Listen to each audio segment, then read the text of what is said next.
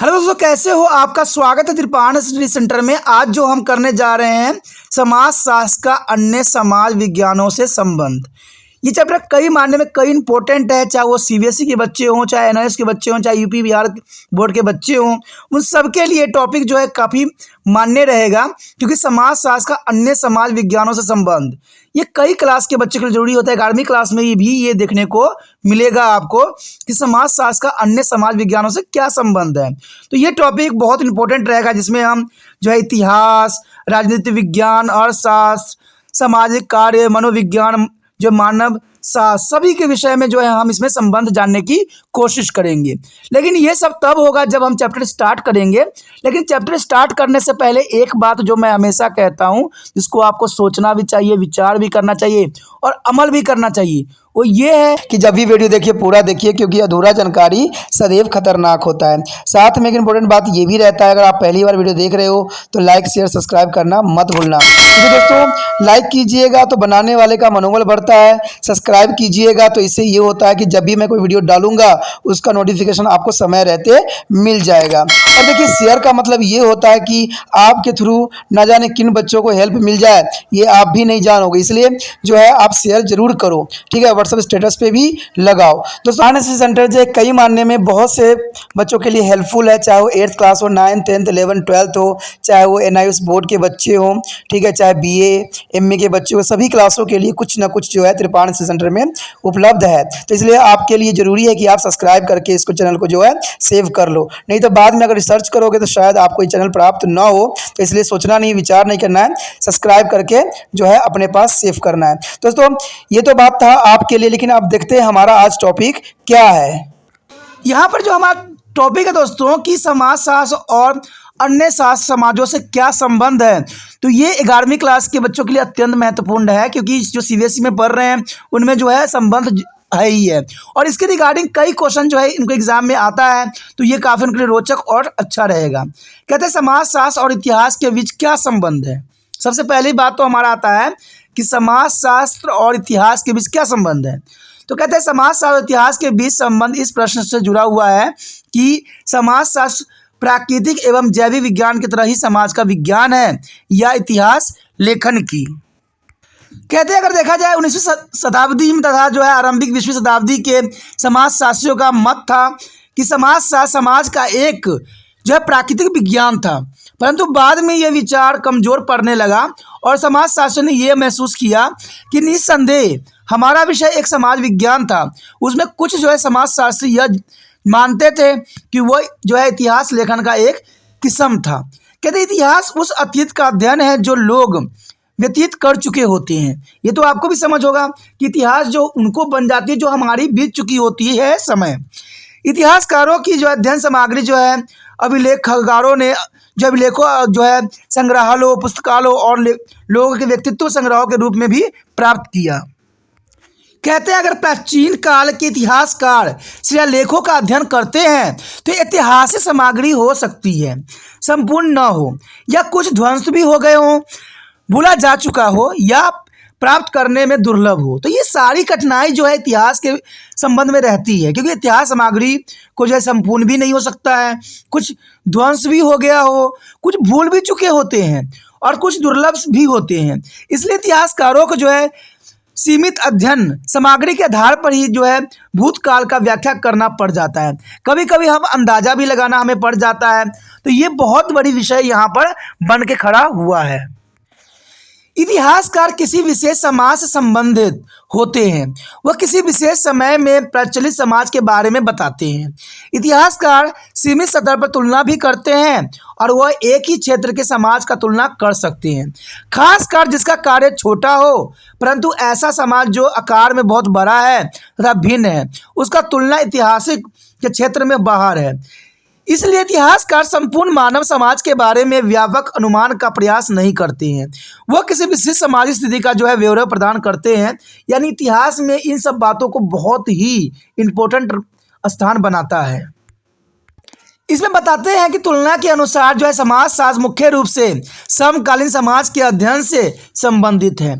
समाज शास्त्री स्वयं अध्ययन सामग्री संग्रह करते हैं तथा दूसरे के द्वारा जो है संग्रह किए गए सामग्री पर निर्भर नहीं रहते हैं। जैसे आरंभिक आंकड़े के नाम से भी जाना जाता है, आंकड़े का संग्रह करते समय समाज शासित सभी पहलुओं पर जो है ध्यान रखते हैं। अगर किसी एक प्रश्न का उत्तर उन्हें प्राप्त नहीं हुआ है तो वह दोबारा क्षेत्र में जाते हैं तथा सूचना एकत्र भी करते हैं। इस प्रकार समाज शासित द्वारा जो है प्राप्त सूचना एवं आंकड़ा अधिक व्यापक होता है, जबकि इतिहासकार जो है मौजूदा सामग्री पर ही निर्भर रहते हैं। तो ये काफ़ी इंपॉर्टेंट हो जाता है समाजशास्त्र और जो है आपका इतिहास में। समाजशास्त्र को अगर आंकड़ा उपलब्ध नहीं है तो वो दोबारा उस समाज में जाएंगे, लेकिन इतिहासकार ऐसा नहीं करते हैं। इतिहासकार के पास जो साक्ष्य मिलता है, जो प्राप्त होता है, उसी को ही विषय वस्तु बनाते हैं और उसी को ही आगे लेके चलते हैं।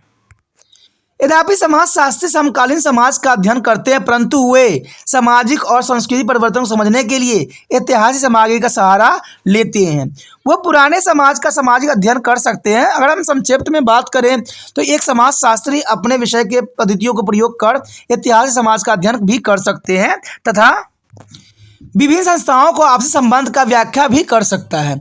इतिहासकार समाजों के अध्ययन के लिए अगर इस परिचय का जो है विस्तार किया जाए तो समाजशास्त्र को इस शाखा को ऐतिहासिक समाजशास्त्र के नाम से भी जाना जाएगा।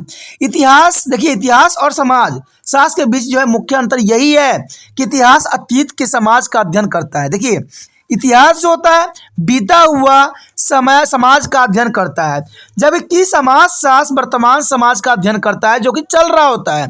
इसलिए जो है इतिहास समकालीन समाजों को कोई विशेष संबंध नहीं रखता है, जबकि समाजशास्त्र अतीत के समाजों का भी अध्ययन करता है। इसलिए समाजशास्त्र इसका विषय वस्तु बन जाता है। कहते हैं एक महत्वपूर्ण अंतर यह भी है कि इतिहास अपने विस्तार के विशेष समाजों के साथ सीमित रहता है, जबकि समाजशास्त्र पूरे समाज के बारे में व्यापक अनुमान का प्रयास करता है। साधारण शब्दों में कहा जा सकता है कि समाजशास्त्र सूक्ष्म स्तर पर अध्ययन करता है, लेकिन इसके उद्देश्य वृत्तीय स्तर पर होता है। देखिए, सूक्ष्म होता है लेकिन फिर भी इसका वृत्तीय होती है।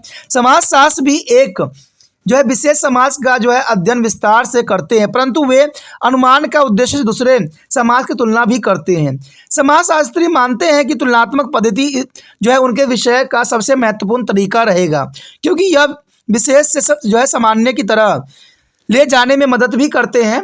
समाजशास्त्र एक जो है अवलोकनात्मक, तुलनात्मक और सामान्य जो है परिणाम का विज्ञान है। इतिहास का आधार अभिलेखों के विश्लेषण पर निर्भर करता है और यह एक विशेष परिस्थितियों का स्पष्ट करता है। इसका निष्कर्षण समय और उसके अंतराल को अध्ययन में रखकर निकाला जा सकता है, जो कि बहुत काफ़ी इंपॉर्टेंट बात यहाँ आ जाता है। यदि बात यहाँ करें हम समाजशास्त्र और राजनीतिक विज्ञान के बीच संबंध, देखिए वो इतिहास के साथ संबंध था। अब जो है हमारा समाजशास्त्र के राजनीतिक विज्ञान के बीच क्या है संबंध, तो ये जानना भी बहुत रोचक रहेगा कि राजनीति विज्ञान के बीच क्या संबंध है। कहते हैं राजनीति विज्ञान को सरकार की विज्ञान है। यह राजनीति का विज्ञान माना जाता है। इससे राज्य और शक्तियों के अंगों और व्यवस्थित अध्ययन से प्रभावित किया जा सकता है। राजनीतिक विज्ञान समाज में शक्ति के बंटवारों के जो है प्राकृतिक का अध्ययन किया जाता है तथा शक्ति के लिए जो है स्पष्टता के नियम एवं सरकार की प्राकृतिक एवं कार्य व्यवस्थापिका और कार्यपालिका और न्यायपालिका होता है।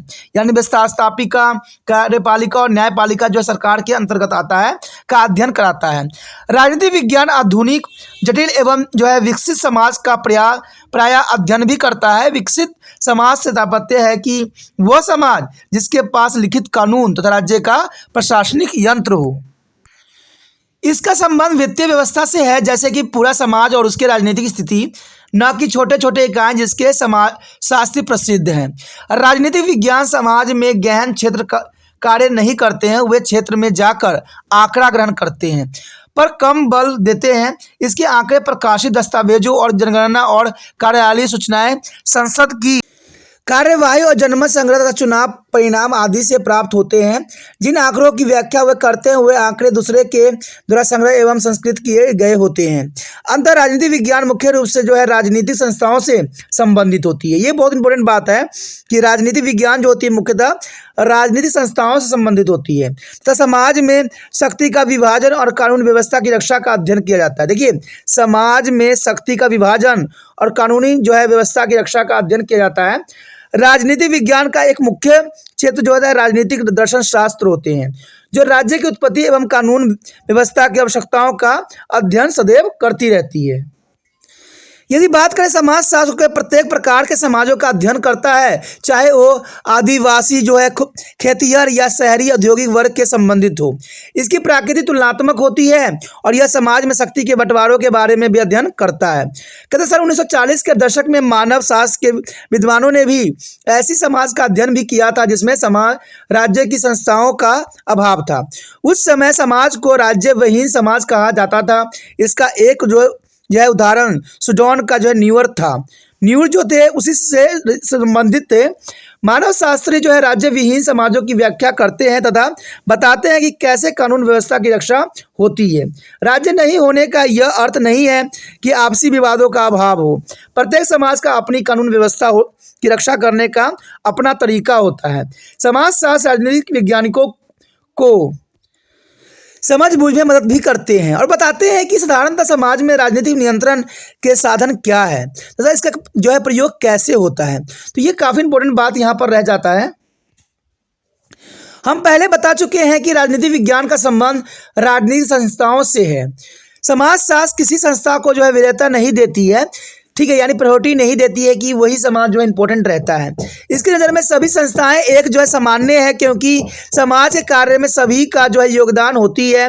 इसलिए समाज शास्त्रों के लिए समाज के अन्य संस्थाओं में से एक राजनीतिक संस्था भी है तथा इसका विश्लेषण दूसरे संस्थाओं से इसका संबंध को ध्यान में रखकर होना चाहिए।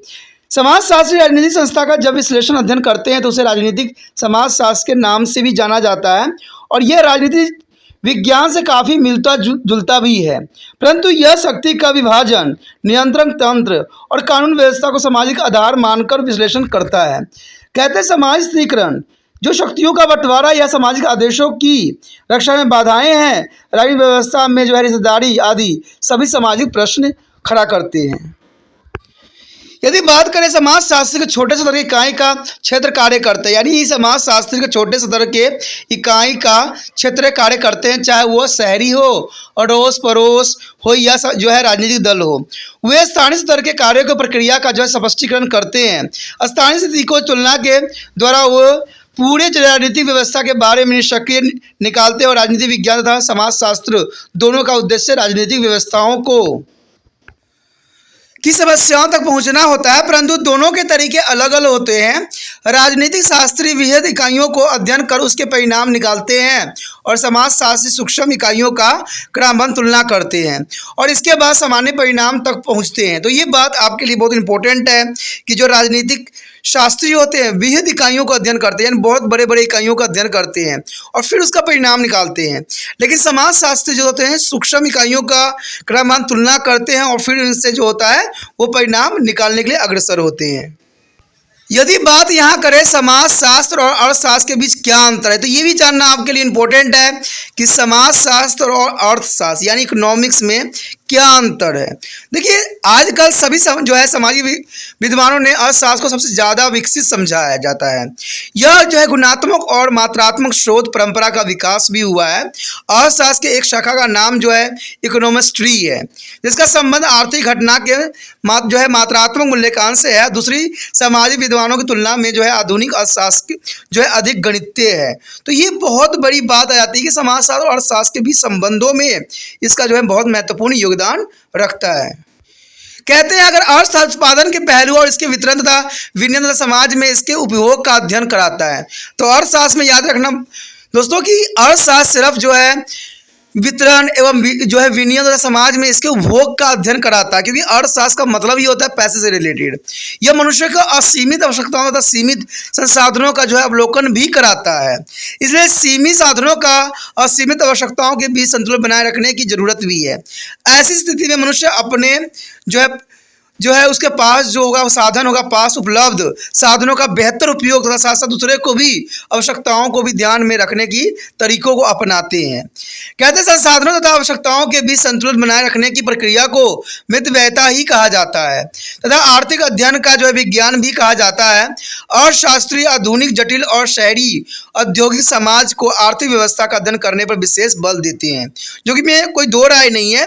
आज हर जो है शहरी औद्योगिक समाज जो है अर्थव्यवस्था को ही काफ़ी प्रायोरिटी देती है। बात करें अर्थशास्त्र तथा राजनीति की, विज्ञान के बीच कुछ समानताएं पाई जाती है, लेकिन दोनों जो विषय है आधुनिक समाज के विशिष्ट संस्था, चाहे वह आर्थिक हो या राजनीतिक हो, पर विशेष बल देते हैं। अर्थशास्त्र के आधुनिक आर्थिक संस्थाएं जैसे वित्त, बैंक, बाजार को तुलनात्मक जो है परिचय में देखते हैं तथा साधारण परिणाम तक पहुंचने की सदैव कोशिश करते रहते हैं। यद्यपि यह सामाजिक कारकों जैसे रिश्तेदारी, धर्म, मूल्य को आर्थिक स्थिति को प्रभावित करने में योगदान की मान्यता भी देते हैं, परंतु इन एक आवश्यक जो है अतार्किक की मान्यता है जो आर्थिक विकास को धीमी कर देती है या बर्बाद भी कभी कभी कर देती है। विकासशील अर्थशास्त्र के लिए तर्कीय निर्णय लेना होना होता है, जिससे उसे मुनाफा भी हो सकता है।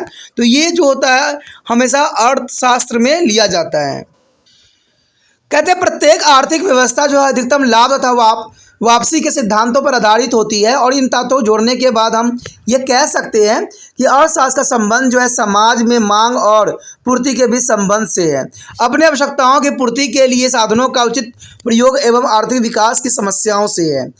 कहते हैं समाजशास्त्र की दृष्टि में मानव समाज के अनेकों संस्थाओं में से एक आर्थिक संस्था भी है, क्योंकि आर्थिक संस्था से ही समाज चलता भी है।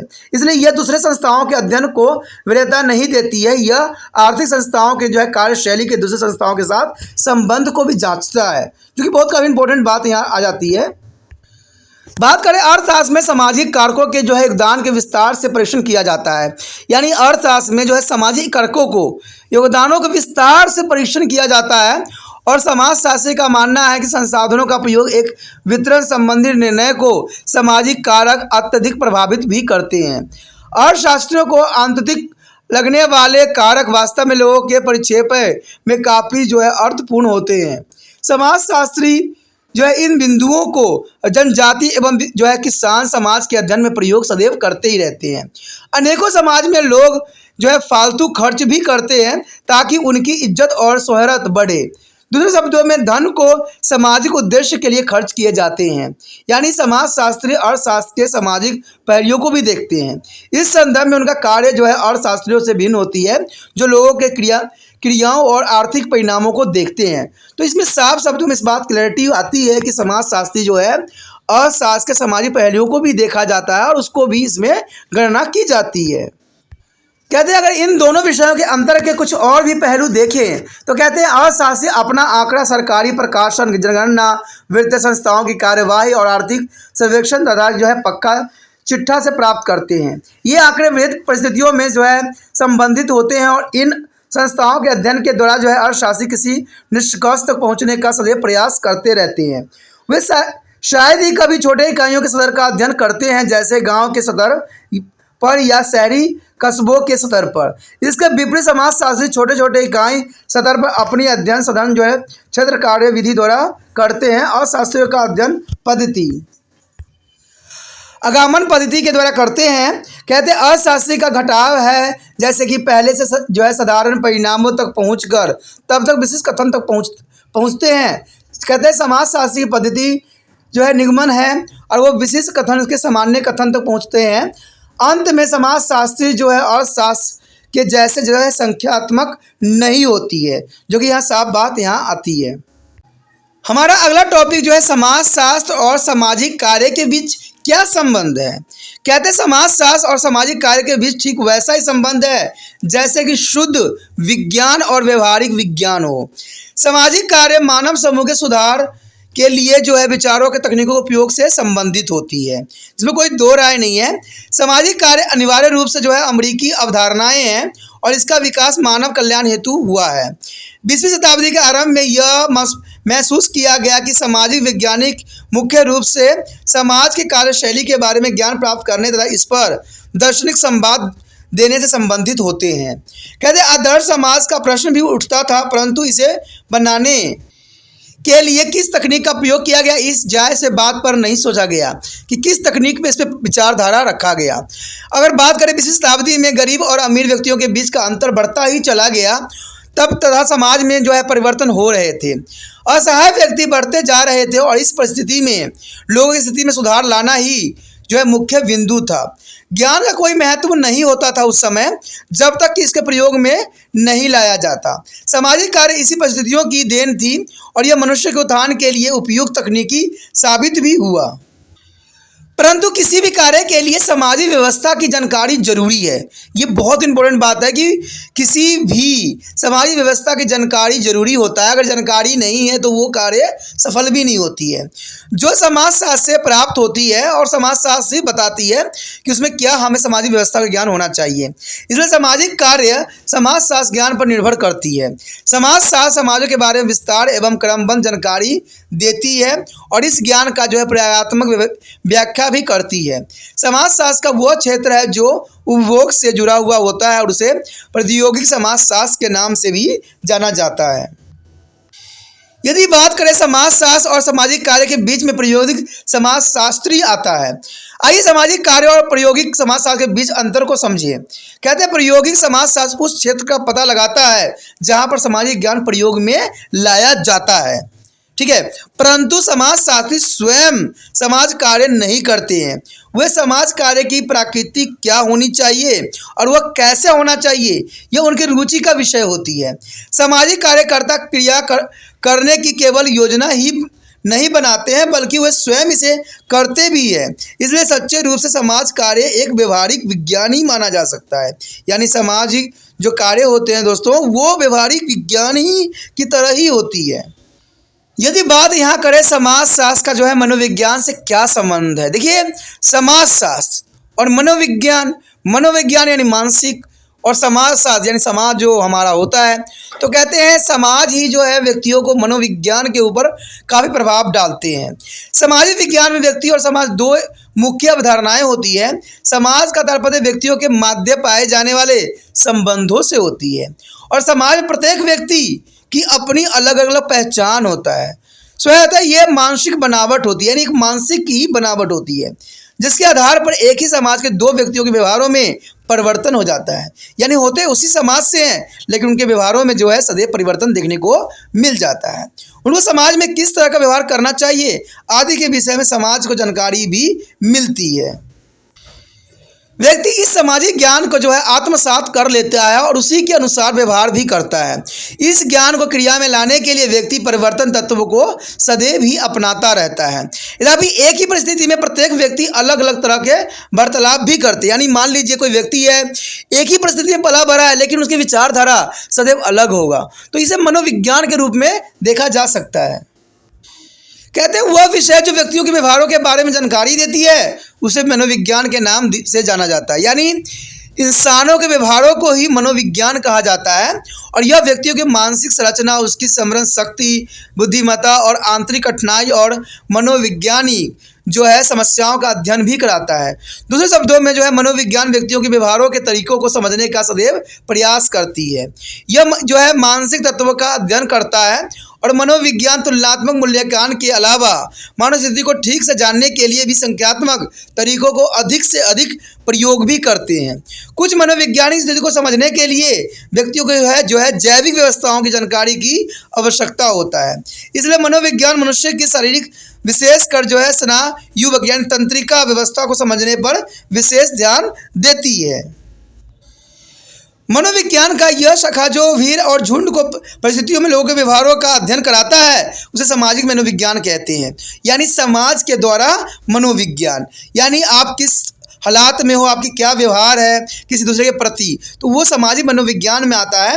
अगर बात करें जन समूह के व्यवहारों को समूह व्यवहार भी कहा जाता है, जो मनोविज्ञान का विषय वस्तु है और अस्थायी संस्थाएं जैसे पड़ोसी एवं परिवार में उत्पन्न व्यवहारों का अंतर भी बताता है। अस्थायी संस्थाओं के व्यवहार को जो है सामाजिक व्यवहार भी कहा जाता है जो समाजशास्त्र का विषय वस्तु बनी हुई है। सामाजिक मनोविज्ञान शास्त्र जो है समाजशास्त्र के मनोविज्ञान के बीच का जो है विषय है।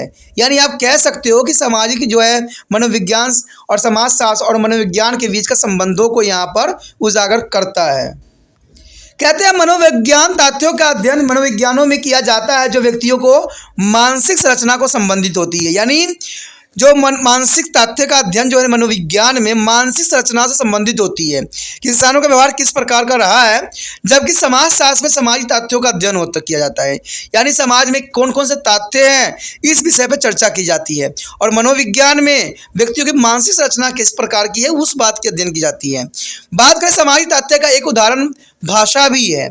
समाजीकरण के प्रक्रियाओं में व्यक्ति इसे आत्मसात कर लेता है, परंतु इसे प्रयोग में लाने के लिए वह विशिष्ट तरीके अपनाता है जो उसके व्यक्तित्व, मनोवैज्ञानिक तथ्य और पसंद और नापसंद और अन्य व्यक्तिगत कारकों पर निर्भर करता है। वह भाषा के आकार, स्वरूप, इसकी व्याकरण, शब्दकोश आदि का परिवर्तन नहीं करते हैं, जिससे समाजशास्त्र का संबंध होता है। समाजशास्त्र और मनोविज्ञान में अंतर को एक उदाहरण के द्वारा भी समझा जा सकता है। मान लीजिए एक कानून कोई चला रहा है और आरोपी, वकील और न्यायाधीश एक ही मुकदमा पर बहस कर रहे हैं। जिस कानून के आधार पर उसे मुकदमा का फैसला होना है वह समाजशास्त्र की रुचि का है। प्रत्येक सदस्य के अधिकार और कर्तव्य समाजशास्त्र की रुचियों का विषय बन जाएगा। संक्षेप में कह सकते हैं कि समाजशास्त्री मुकदमे की पूरी प्रक्रिया में रुचि ले रहे हैं, लेकिन कोर्ट की प्रक्रिया में लगे सभी व्यक्तियों के मन में क्या है यह मनोविज्ञान की रुचि का विषय है। तो ये बात तो साफ क्लियर हो गया कि जो अगर समाजशास्त्री मुकदमे की पूरी प्रक्रिया में रुचि ले रहे हैं, लेकिन वो क्या फैसला देंगे, जो वहाँ के कोर्ट है वो क्या उसके मनोविज्ञान में चल रहा है, क्या उसके आया है, तो ये बड़ी बात आती है। यह मनोविज्ञान की रुचि का विषय बन जाती है।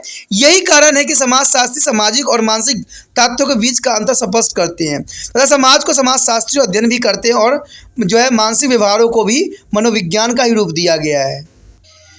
हमें यह जान लेना चाहिए कि परिस्थितियाँ और भूमिका मनोविज्ञान है, यानी परिस्थिति क्या मिला है और आपकी क्या भूमिका है, ये मनोविज्ञान के अंतर्गत ही आता है और समाजशास्त्र के बीच संबंध स्थापित करता है। अगर प्रतिष्ठा जो है, अगर समाज है तो जो है कहते हैं भूमिका और मनोविज्ञान, तो इसमें बहुत इंपॉर्टेंट क्या भूमिका होगी वो मनोविज्ञान को दर्शाता है। इसके बारे में आप पहले आगे पढ़ेंगे। और प्रतिस्थिति व्यक्तियों की जो है समाज स्थिति बताता है कि व्यक्ति का क्या समाज में स्थिति है, और उसी के अनुसार वो व्यवहार भी करता है। जैसा स्थिति मिलता है वैसा ही वो व्यवहार करता है। तो आप समझ सकते हो कि कितना दोनों में गहरा संबंध है। जिसे भूमिका कहते हैं, यानी व्यक्तियों की समाज स्थिति क्या है और वो कैसा व्यवहार करता है, तो व्यवहार जो होती है उसकी भूमिका में आ जाती है, ठीक है। और परिस्थिति यानी उसका क्या वहाँ पर स्थिति है वो उसको रिप्रेजेंट करती है। परिस्थिति अधिकार और कर्तव्य का सामूहिक रूप है जिसे समाज देती है और स्पष्ट करती है, यानी समाज ही जो है उसको जो है कर्तव्य और सब चीज़ देती है।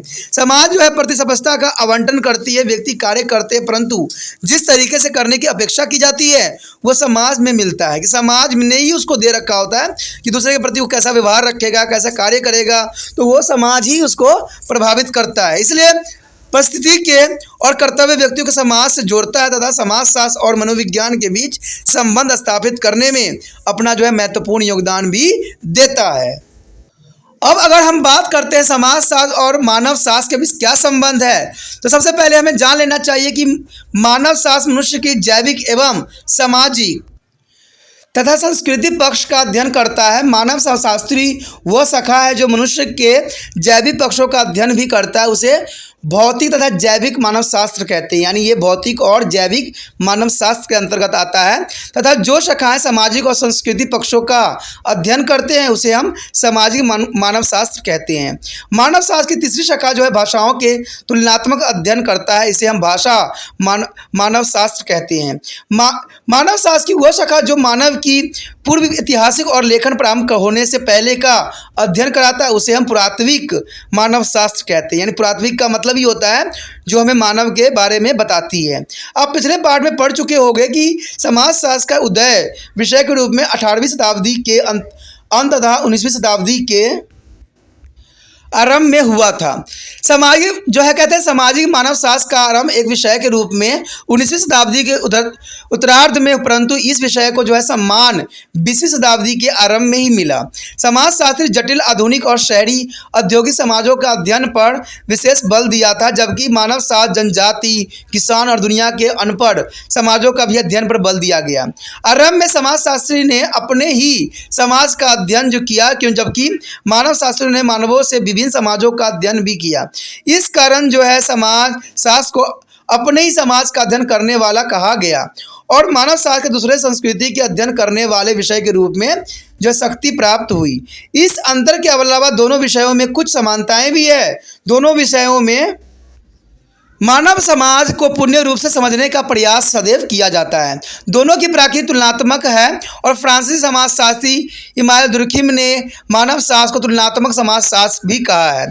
सामाजिक मानव शास्त्र को जो है समाजशास्त्र का ही शाखा समझा गया है तथा आदि समाजों का जो है समाजशास्त्र भी कहा भी गया है। समाजशास्त्र और सामाजिक मानव शास्त्र के बीच के अंतर को बिना किसी समस्याओं को समझा जा सकता है। हमारा और उनका समाजों के बीच का अंतर वैसा ही है जैसा कि सभ्य और प्राचीन समाजों के बीच अंतर से है। अमेरिका, ऑस्ट्रेलिया, न्यूजीलैंड तथा अफ्रीका भी ऐसे देश हैं जहाँ के निवासी जो है गोरे और उपनिवेशिक लोगों से बिल्कुल भिन्न थे, परंतु यह समाजशास्त्र और सामाजिक मानव शास्त्र के बीच का अंतर भारत में अधिक उपयोगी नहीं हुआ, क्योंकि विभिन्न जनसंख्या के बीच निरंतरता भी थी और कई स्थिति में जनजाति और गैर जनजाति लोगों का शहरी और ग्रामीण समाज जनसंख्या के बीच अंतर भी बताना संभव नहीं होता था।